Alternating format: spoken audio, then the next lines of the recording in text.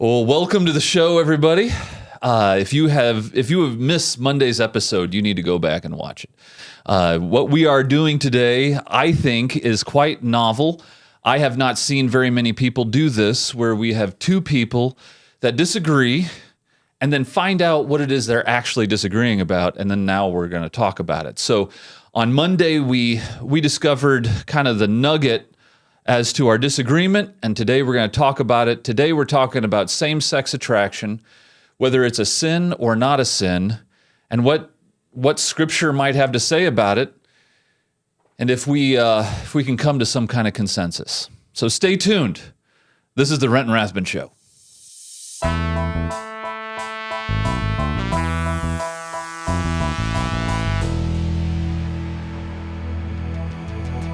Well, welcome to the show, everybody. I am glad to see you. I can't see you. I'm just glad that you're tuning in. I am assuming that there's going to be all these views because you care. And you need to care. And one thing you can do to care is go ahead and press that subscribe button and the like button and the reminder button and all the buttons. Press them and be a part of the community that is the Renton Rathbun Show. I think it's gone beyond just being a show. I think it is a community of beautiful people. And so subscribe if you want to be beautiful. All right, well, today we are talking, this is part 2 of talking about same-sex attraction. And just to give you a little summary of what happened that we just put up on Monday, so we're talking about, first of all, what is same-sex attraction? And then, what is that desire? Because we kind of talked about, is that a desire? Is it a state of being?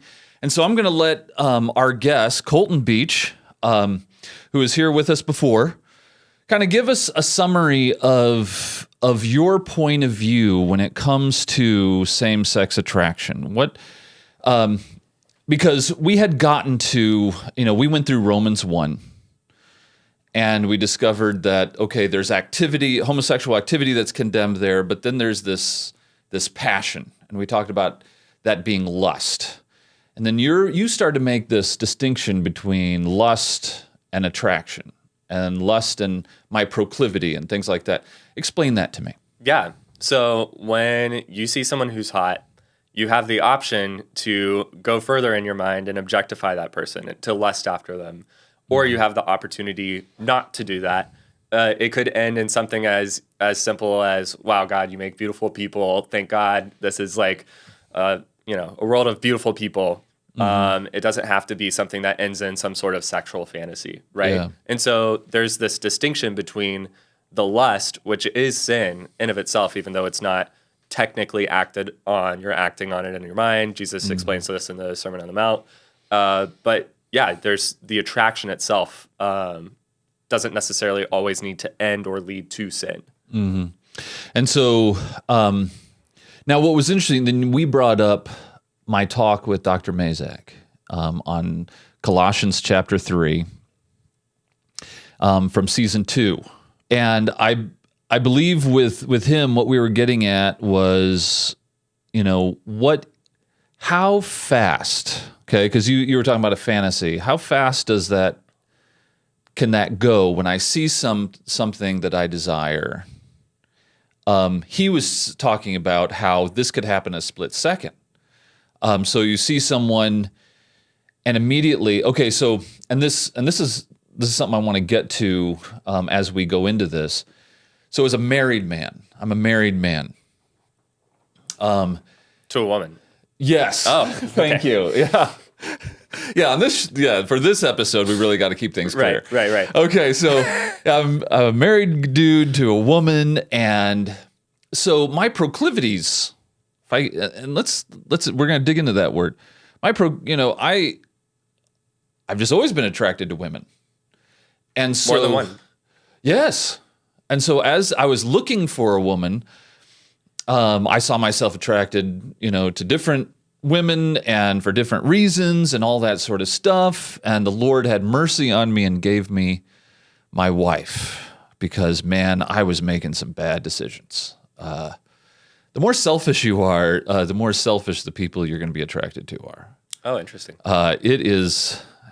I'm going to do a show on dating, and that's gonna ruffle some feathers. Anyway, the point is, I have this wife now. So now, even though I have a proclivity towards women, it is inappropriate for me when I see a woman who is not my wife to have a desire for her. Now, I'm not saying it's bad for me to have a desire for women, but when I see a woman, a particular woman, and I have a desire for her, that's inappropriate because I have a wife. And so we were talking about that with Dr. Mazak, that, if a single guy, is looking for a woman and he goes, oh, wow, she's really pretty, he is desirous to pursue her. And he's free to pursue her. Now, you're saying if he were to change that into kind of into a fantasy or start objectifying her, that's where she's pretty, I want to pursue her, turns into I'm sinning against the Lord. That's right. Okay. But it is appropriate for a single man to see a woman, find her attractive, and want to pursue her. I think that's safe to say, right?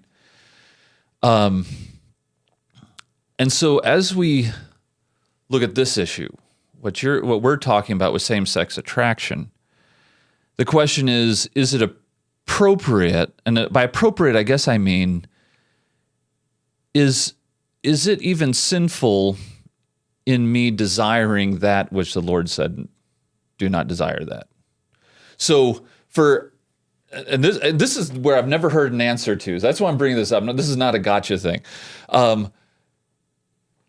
So you have a guy where there is biblical permission for you to pursue, if you're a single man, to pursue a woman when you find her attractive, and hopefully attractive doesn't merely, and I don't think that's the same way even in same-sex attraction, that's merely just the way they look. There's a personality involved. There's mutual interests involved. There's all those things. Do you see that the Bible is forbidding the desire for a man to desire a man?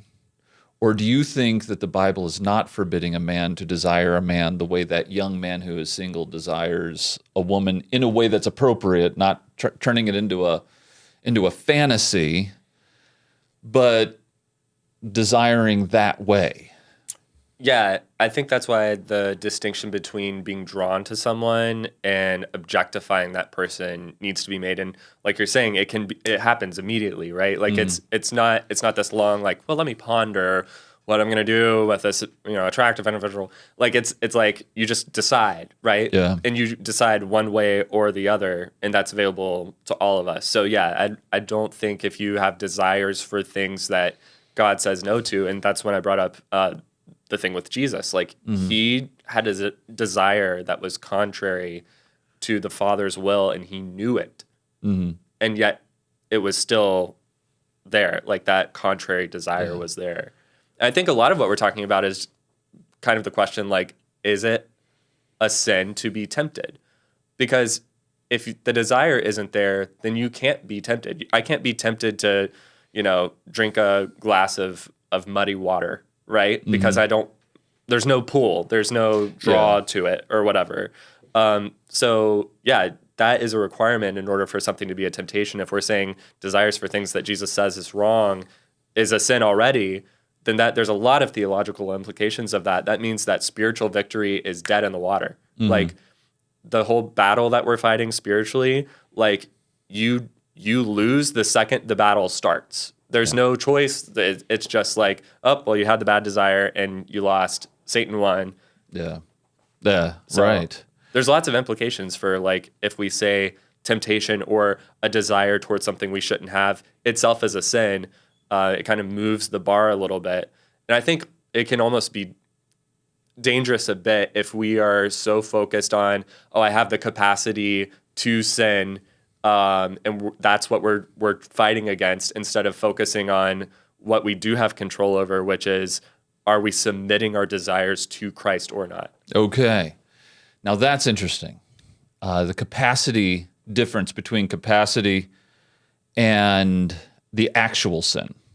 Okay. So with Christ, as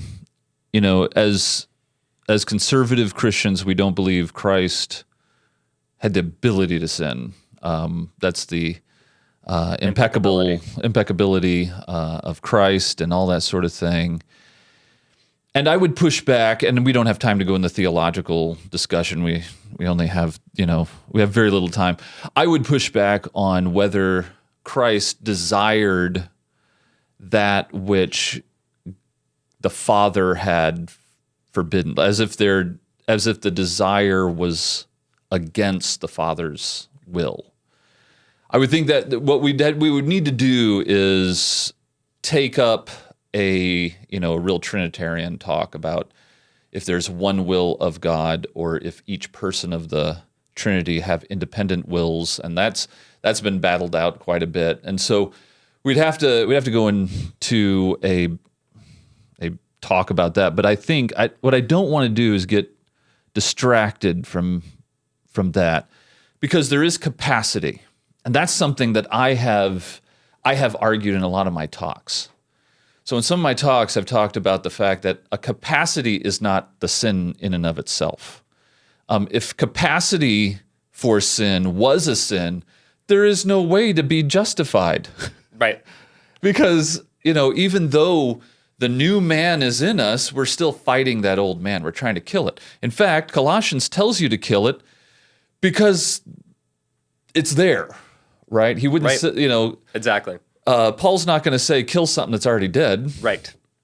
So we have got to do the work of killing. And like you mentioned from my talk with Mazak, it keeps resurrecting. Right. And we have to get that wooden stake again. So capacity isn't the sin. But from where our weakness is, and I think this is where, during the break, you had brought up Rosaria Butterfield. One thing that was helpful with me and Rosaria was when we were talking about how this capacity for sin pushes you, gives you a weakness, if I can put it that way. Yeah. So if I can put it this way, if I were to break my leg in a certain spot, that spot has a capacity to break a whole lot easier than the other spot. But it's at the moment, it's not broken. So like if I break it and it heals and the healing, all worked out, there's a capacity to break it more easily on my right side than my left then, because if I broke it on my right and it healed okay, it's done, there's still this weakness there. And we all have something, right? And for a lot of men, they may not be able to identify with the struggle of same-sex attraction, but they certainly know the struggle of pornography. And so this is where the kernel comes in. I mean, we are really getting it down to where the disagreement is. So my thought, because what we say to people that have problems with pornography, and this is what a lot of pastors try to get a pass on. They'll say, well, I'm just noticing how beautiful that woman is. I'm just celebrating beauty. They would say that's not objectifying or lusting? No, they were just saying, I saw a beautiful woman. Wait, in porn? No. Oh. I thought we were talking about porn. Okay. I'm sorry. So in the street, they would say, oh, I just see this beautiful woman. Got it's it. like, oh, I just celebrate beauty. I'm like, I don't know if I believe that about a dude. That they have the capacity to resist lust? That they have the capacity to look at the woman, and the whole reason they're being called on it is because they looked longer or something is going on. And it always seems with those kind of people, they end up, you find out later, oh, they were into pornography or something like that. And so I'm not saying that's impossible, that you can't look at someone and say, oh, pretty person.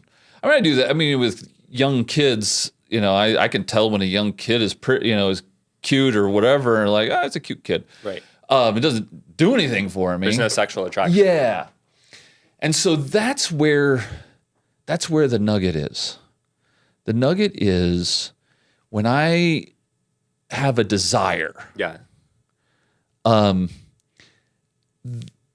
The argument that Dr. Mazak and I were making was when I have a desire for that, that's where the sin starts. So I have capacity for same sex or for heterosexual sins. Oh, I was going to say news to me. Yeah.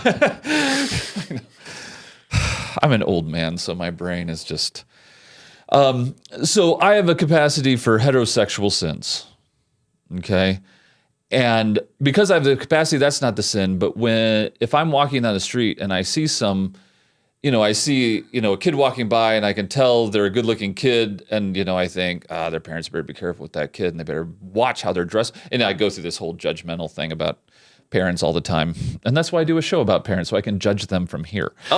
So anyway, and that kind of thing goes through my mind. Not like, oh, I desire that. So there is a difference between seeing someone and noticing, oh, it's a good-looking kid, right, to looking at someone and it does something. Do you know what I mean? And I do. Like what you said, when you see someone and you are attracted, right? Because we all know what this is like. You can see pretty people, you're just not attracted to them. Right. And, that happens, I see Brad Pitt, I can recognize he's a good-looking guy. I can see that he looks almost exactly like me. Right. So the distinction you're making is like, if you see someone who you have the capacity to be sexually attracted to and they are sexually attractive, then you will be objectified? Like you can't not objectify them? I would say even without the objectifying where I'm going into a fantasy, is my desire or my attraction appropriate? So this is where some of our ancient church fathers come in, like Augustine, people like that. They would say something is not proper. Now, when they say proper, they mean it doesn't fit. Something doesn't fit right. Now, they were also talking in the same mode about what doesn't fit in our spiritual lives. It's not proper. But what they meant by that, and in their world and realm of thinking, if it doesn't fit, that is sin. Because if it doesn't fit, it's going against the call of God, the holiness of God. And so what's the holiness of God? The holiness of God is these are what I said, these are the kind of desires I said you could have, and these are desires I said you couldn't have. And so with Dr. Mazak and I, we were thinking, our thoughts are, the minute I'm attracted, I guess what we're saying is attraction, desire. They're synonyms in our minds. So when I'm attracted to something, is it proper for me to be attracted to that? Well, what does that really mean? That really means is in the norms that God has given us, right, and how He said, this is how I set up the world. If you go against those norms, you are doing something I've forbidden. Don't go against these norms. Right. So, like sanctification for a straight man who's a Christian would be to become less sexually attracted to women. No, it would be resisting the attraction to people, to specific people. Does that make sense? To not lust after them or to not objectify them. It would be inappropriate for me to be attracted to a woman that isn't my wife. So then you should be becoming less sexually attracted to women. No, because women is a abstract idea. I can't be sexually attracted to an abstract idea, but I can be attracted to an individual. Right. Does that make sense? So to become less sexually attracted to specific individuals is what it looks like to be sanctified? It's what it looks like to be faithful to my wife, which is a command of the Lord, and to resist a desire that the Lord has forbidden. The Lord has forbidden desires for me to desire women that aren't my wife. And so here's the nugget that I want to ask you. Is there a difference, because this would help me, is there a difference between being attracted to something and desiring something? Are those really synonyms, or would you disagree with that? They might, I'm not sure. Maybe. That sounds right. Okay.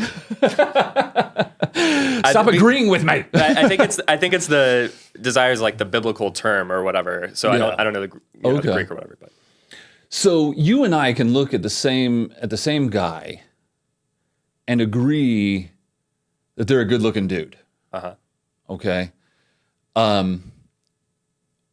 But I wouldn't desire that. And you and I could look at the same woman and you would agree that, yeah, she's pretty, but it wouldn't do anything for you. Right. So what I'm trying to get at is the thing where when you recognize the beauty and then it does something for you. You understand what I'm getting at there? Like being aroused? Yeah, well, or being not even that far, just like, I want that. Right. I think that's attraction. Okay. Is it, well, if I told my wife, I saw like 3 women today that I was really attracted to, or I was pretty attracted to, she'd be ticked. Sure. Because for many reasons, one of which is inappropriate. Mm-hmm. It's improper, but that properness is that I had a desire for something, Lord forbid. Lord said, no, you can't desire other women, other individuals. Let me put it that way. Not women in general, but he said, I forbid you to desire women that are not your wife. Yeah. Would you agree with that assessment that the Lord is forbidding me from his word to desire women, even if it's just for a second, even if it hasn't gone into any fantasy or anything, but desired that which is not my wife? I think most people know whenever they've crossed the realm into objectifying someone.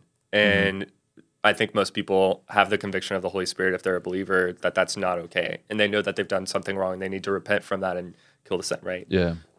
So no, I don't think that if you're sexually attracted to people who you cannot have sex with, that God says you have sinned, right? Whether you're single or married.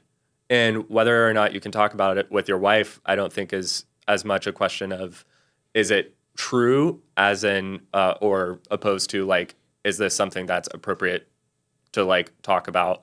Whereas maybe it would be appropriate to talk about with someone who you like have accountability with at church or something like that. Okay. But also, if you see a sexually attractive person and you decide I'm not going to objectify that person, I'm going to resist that urge and just thank God for beautiful people or whatever it is for you. Yeah. I see that as spiritual victory, not spiritual defeat. Okay. Let's talk. Okay, so let me use, if you don't mind, let me use the guy you spent time with as a boyfriend. Yeah. You're not objectifying him. You knew him, right? I mean, you're not. So let me put it this way. So like, if you see him walking down the street, objectifying means taking someone and depersonalizing them. Sure. And fitting them into some kind of thought that you have. Sure. But you know him. Right. So there's things that you liked about him that were deep about who he was. Right. You're asking if you can objectify people that you know? Yeah. Or love? Oh, I'm sure you can. Oh, yeah, totally. Yeah. But desiring that man, even outside of objectifying him, would you say that would be a sin to keep desiring him? No, because I'm submitting it to Christ. Like I'm submitting my desires to Christ. In the same way, I know you said not to go back to it, but like in the same way that Jesus said, "Not my will, but thine be done," in the King James. So like there's two wills, and one is being canceled out for the sake of the other will. Like that's what I do, right? It's like I have a will towards this person. Like we have great chemistry, we're attracted to each other, but I submit in obedience to Jesus by saying, "Not my will, but thine be done." Okay. But it sounds like you're getting really close to when you detect a desire that you have to turn to the Lord to say no to the desire. Would you agree with that? Like you're walking down the street, you see someone that you do have and everyone knows what that's like. You see someone and immediately you're like that attraction, person. right? Yeah, there's an attraction, right? Do you believe that? I mean, when that happens and you're at your best, right? Do you pray and say, "Lord, help me not to turn this into a lustful thought," or? I mean, maybe at my worst, I might need to do that, but I think at my best, I'm just like, "Wow, beautiful guy, thank God." Okay. I think that's it, and I don't think any sin has been committed there. Okay. Yeah. And I don't think that the purpose of our capacity to enjoy beauty of any kind, like if you're gluttonous, right? Like if that's your thing, the fact that you love ice cream and apple pie isn't the issue. The issue is that you don't sublimate that to God's will for how your relationship with food, right? Yeah. And I think it's the same thing with here. I don't think people need to become less aroused by porn. I don't think people need to feel that people are less attractive. It's like, that's kind of this, in my mind, like prosperity gospel of like, I just don't even have to deal with saying no to my flesh because it doesn't exist, right? Yeah. This is more of like, yes, I have the capacity for these things to skew wrong. I mean, I even think in the Garden of Eden, I don't think that sin entered the world when Adam and Eve looked over at the tree and were like, yeah, that does look like good fruit. Like, I don't think that's the moment when sin entered the world. I think they had the capacity to be drawn to what God said no to, but also to deny and resist that. I think that's the definition of obedience. Okay. So when you use the pie and ice cream example, pie and ice cream's not forbidden, though.